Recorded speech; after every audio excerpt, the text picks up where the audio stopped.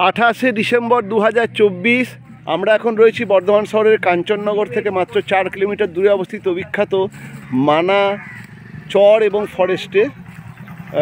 এটি হলো দামোদরের বিখ্যাত মানা চর এবং তার পাশেই ছোট্ট একটি ফরেস্ট, মানা ফরেস্ট।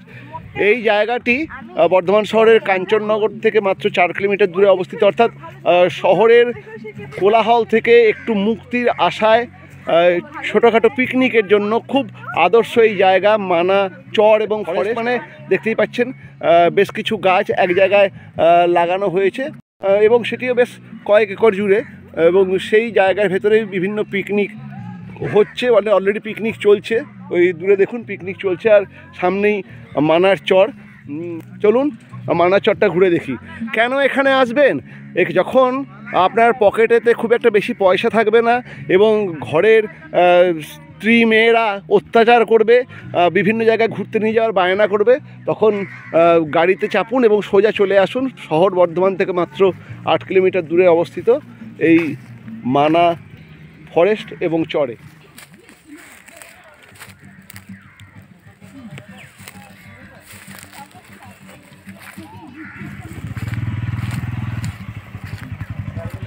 এই অঞ্চলে আসার জন্য আপনারা মোটরসাইকেল ব্যবহার করতে পারেন এবং পার্সোনাল গাড়িও ব্যবহার করতে পারেন। এছাড়া টোটো গাড়িও এই অঞ্চলে আসে, দেখতেই পাচ্ছেন। চলুন এবার ধীরে ধীরে মানা ফরেস্ট থেকে বেরিয়ে মানা চরে নামি।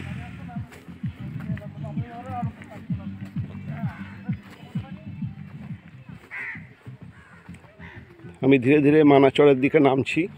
বেশ ঢাল করা আছে, সেই ঢাল বরাবর আপনি যদি নামেন তাহলেই নেমে পড়বেন আপনারা মানা চরে।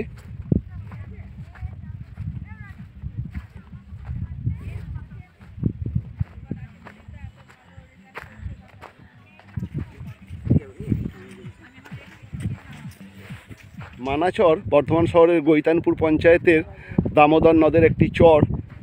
আমরা এখন সেই মানা চরেতে রয়েছি। দেখুন অসাধারণ প্রাকৃতিক সৌন্দর্যে পরিপূর্ণ মানা চর। মানা চরে আপনারা কখন আসবেন?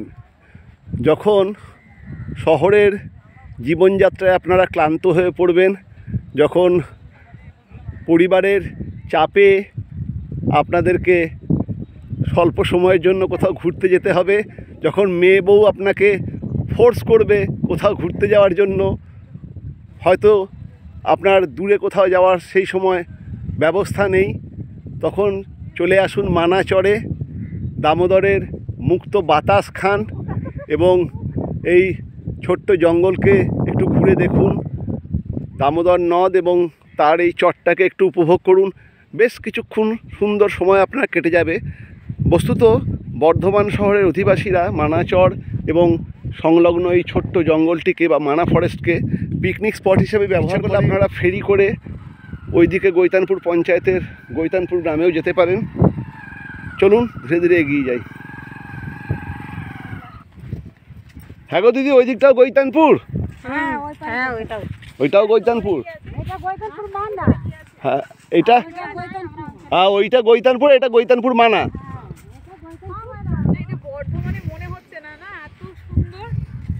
মানাচর দামোদর নদের একটি প্রাকৃতিকভাবে সৃষ্ট চর। দেখতেই পাচ্ছেন দামোদর নদের জল মাঝখান থেকে বয়ে গেছে এবং এই স্থানটিতে এই শীতকালেতে এবং গ্রীষ্মকালেতে একটা চরের জন্ম হয়, প্রাকৃতিক চর। এটি মানাচর নামে পরিচিত। বর্ষাকালে যখন দামোদর ফুলে ফেঁপে ওঠে তখন এই মানাচরের কোনো অস্তিত্ব থাকে না, তখন পুরোটাই দামোদর নদের দ্বারা প্লাবিত হয়ে গেলে মোটামুটি আপনার 3 থেকে 4 ঘন্টা খুব সুন্দরভাবে কেটে যাবে। কোনো বেশি অর্থ খরচেরও ব্যাপার নেই, কারণ শহর বর্ধমান থেকে আপনারা ইজিলি মোটর সাইকেলে করে বা যারা বাইরে থেকে আসবেন তারা প্রাইভেট কারে করে আপনারা আসতে পারেন। কাঞ্চননগর থেকে মাত্র 4 কিলোমিটার দূরে অবস্থিত এবং পুরোটাই সুন্দর রাস্তা করা আছে। একদম ফরেস্ট পর্যন্ত আপনারা রাস্তা পাবেন এবং ফরেস্টের জাস্ট পাশেই এই চরটি দেখতেই পাচ্ছেন এবং আমি একদম দামোদর নদের কাছে চলে এসেছি।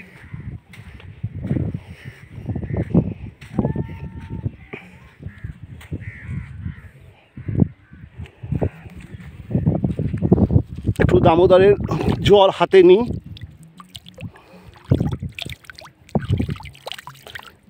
দামোদর যা বর্ধমানের দুঃখ বলে পরিচিত, সেই দামোদর বর্ষাকালে ফুলে ফেপে উঠে এই চরের বিলুপ্তি ঘটায়। অর্থাৎ বর্ষাকালেতে পুরো দামোদর প্লাবিত হয়ে যায় এবং এই চরের কোনো অস্তিত্ব থাকে না। কিন্তু শীত এবং গ্রীষ্মকালে দামোদরেতে জল কমে যায় এবং সেই সময় প্রাকৃতিকভাবে এই চরের সৃষ্টি হয়, যে চরটি মানাচর নামে বিখ্যাত।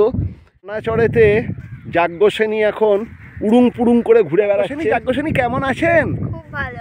কোথায় এসছেন? মানাচর। সেখানে আপনি কি করছেন? ঘুরে বেড়াচ্ছি। এনজয় করছেন? হ্যাঁ। আপনার ভাল লাগছে? হ্যাঁ। মানাচরেতে আহিতাগ্নি এবং অনিন্দিতার সঙ্গে একটু কথা বলাই। কেমন আছেন? ভালো। কোথায় এসছেন? মানাচর। কেমন লাগছে? খুব ভালো। খুব সুন্দর। সবাইকে কি আপনারা এখানে আসতে রেকমেন্ড করছেন? একদম। আপনারা মানাচরেতে প্রাণ ভরে সেলফি নিতে পারবেন এবং বিভিন্ন রকম পোজ দিয়ে ছবিও তুলতে পারবেন। দেখুন, অনিন্দিতা রায় এবং রিম তারা বিভিন্ন পোজেতে ছবি তুলছে এবং ছবি নিচ্ছে।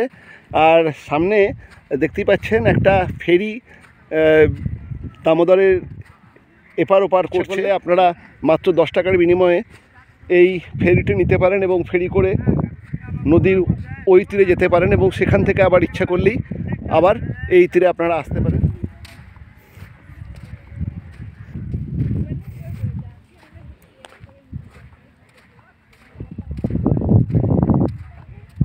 ও ভাই,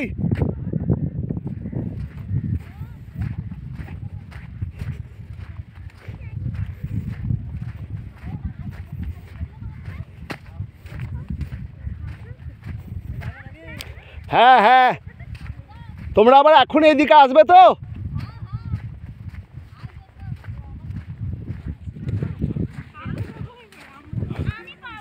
দেখুন, আমি এই নৌকার কাছে চলে এসেছি। ভাই, তোমরা এখন আবার এদিকে আসবে তো? হ্যাঁ, ঠিক আছে ঠিক আছে। না না, রেখে আসা না, আমরা ওইখানে একবার যাচ্ছে। কত করে গো?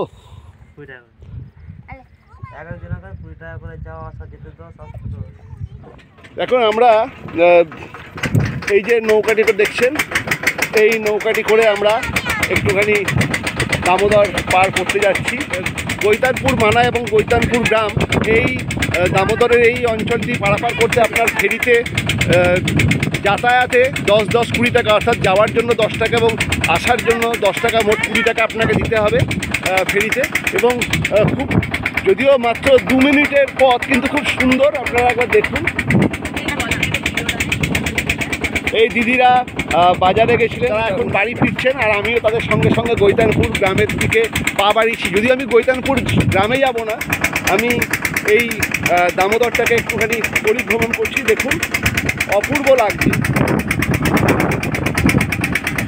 রায় ছবি তুলছে, অনিন্দিতাও বসে আছে এবং রিম আর এইদিকে দিদিরাও রয়েছেন। ওই দেখুন,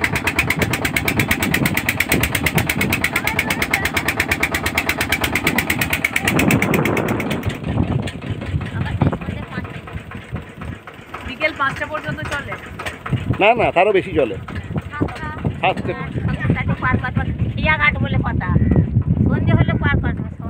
এই দেখুন, আমরা গৈতানপুর গ্রামেতে চলে এলাম। আমরা ছিলাম ওই তীরে এবং এই ফেরি করে আমরা গৈতানপুরে এলাম। দেখতেই পাচ্ছেন, এটা হলো গৈতানপুর গ্রাম।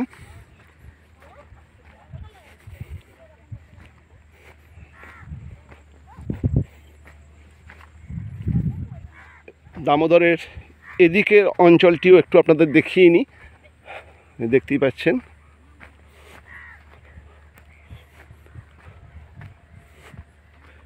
এটি গৈতানপুর পঞ্চায়েত এবং সেই গৈতানপুর পঞ্চায়েতের গৈতানপুর গ্রাম।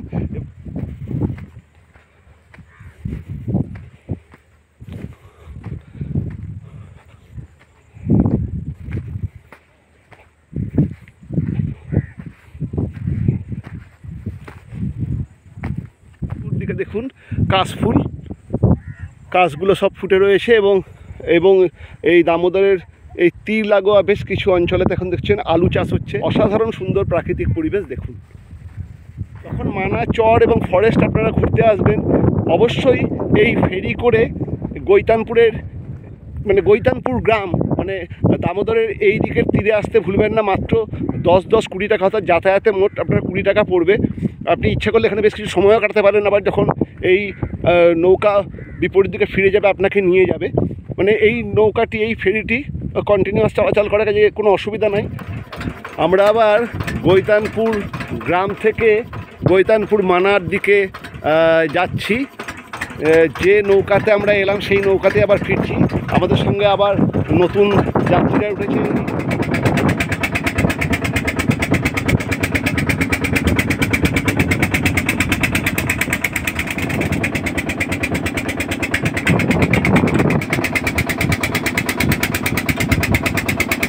গৈতানপুর গ্রাম থেকে আমরা ফিরছি, নৌকায় ফিরছি মানার চরে, এবং এরপরে আমরা ধীরে ধীরে মানার চর থেকে বেরিয়ে আমরা শহর বর্ধমানের দিকে চলে যাব।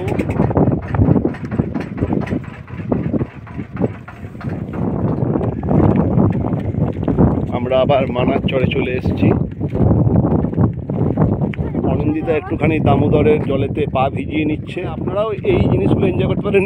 রিম মাকে দেখে অনুপ্রাণিত হয়ে জুতো সহ, মানে চটি সহ পা জলে ঢুকিয়ে দিয়েছে। শহর বর্ধমানের কোলাহল যখন আপনাকে ক্লান্ত করে, তখন প্রকৃতির মাঝের এই মানাচরে এসে আপনি দুদণ্ড শান্তি অবশ্যই খুঁজে পাবেন। কাজেই যারা কোথায় যাব ভাবছেন, যারা কোথাও যাওয়ার মতো স্থান খুঁজে পাচ্ছেন না, যাদের হাতে সময় কম অথচ শহরের জনজীবনে যারা ক্লান্ত, তারা শহর থেকে মাত্র 4 কিলোমিটার দূরে এই মানাচরেতে আসুন। এসে দেখুন প্রকৃতি আপনার জন্য কি অপূর্ব রূপ, রস, গন্ধ ঢেলে দিয়েছে, এবং এখানে এসে আপনারা আপনাদের সেই মানসিক শান্তি অবশ্যই খুঁজে পাবেন। কাজেই দেরি না করে একবার ঘুরে যান বর্ধমান শহরের এই গৈতানপুর পঞ্চায়েতের বিখ্যাত মানাচরে। আমরা এখন রয়েছি মানা ফরেস্টে। মানা ফরেস্টকে বর্ধমানের অধিবাসীরা সাপ্তাহিক পিকনিকের স্পট হিসাবে ব্যবহার করে। 28শে ডিসেম্বর 2024 শনিবার, এবং দেখতেই পাচ্ছেন বেশ কয়েকটি পিকনিক মানা ফরেস্টের ভেতরে হচ্ছে। ওখানে একটি পিকনিক হচ্ছে, আমার আঙুলটি যেদিকে ওইদিকে একটি পিকনিকের টিম রয়েছে, এবং ওইখানেতে একটি পিকনিক হচ্ছে, এবং ওইখানেতে একটি পিকনিক হচ্ছে, অর্থাৎ 3টি পিকনিক এখন। এই যে সামনে যে রাস্তাটা দেখছেন, এইখান থেকে ওই সামনের বাড়িটি পর্যন্ত মাত্র এই 200 মিটার রাস্তা। এটি মাটির, কিন্তু শক্ত মাটির, অসুবিধার কিছু নেই, এবং বাকি পুরোটি সিমেন্ট দিয়ে বাঁধানো। কাজেই যাতায়াতের কোনো প্রবলেম নেই, এবং এখান পর্যন্তই গাড়ি আসে। আপনারা খুব সহজেই এখান পর্যন্ত আসতে পারেন। এবং দেখুন মানাচরের অপূর্ব সুন্দর প্রাকৃতিক পরিবেশ, দেখে নিন।